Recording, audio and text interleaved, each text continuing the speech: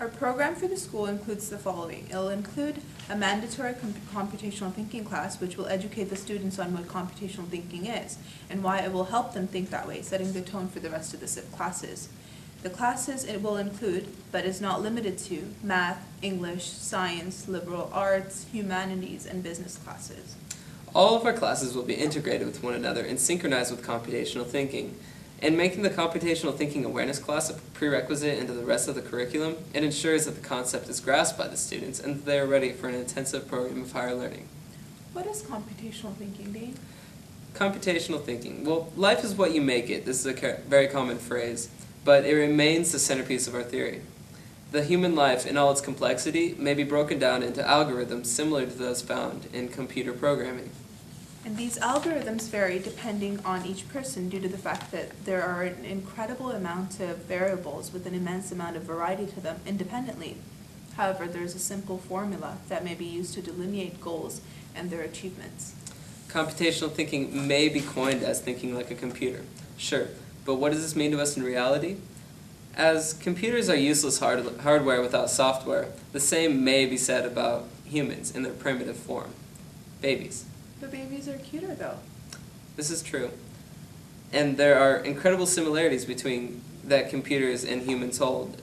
And it is that everything learned by humans and everything installed and in essence learned by computers have a function that contributes to the system as a whole. For example, most computers have the capability to access the internet and therefore have access to information. With that in mind, it is not that far of a stretch to comprehend the human capability of literacy as a program that gives us access to information. No, what makes us superior to computers is the human aspect that grants us capabilities to use this information in ways that computers may not. Yet, the function of the information gathering ability remains the same. Our program includes faculty training, which includes a 3-week, 8 hours per day, intensive class that would teach instructors to integrate the computational thinking perspective into our teaching methods.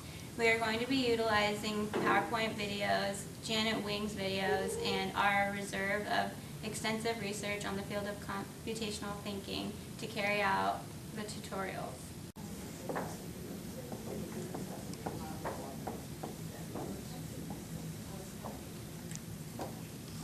Our program is designed so that schools can synchronize their student bodies, enabling them to masters in their art of computational thinking.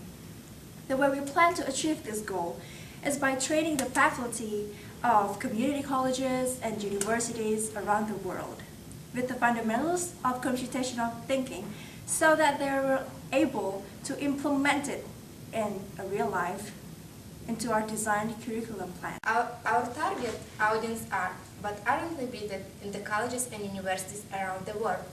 Ultimately, it is targeted at everybody who wants to be competitive in the business world of tomorrow.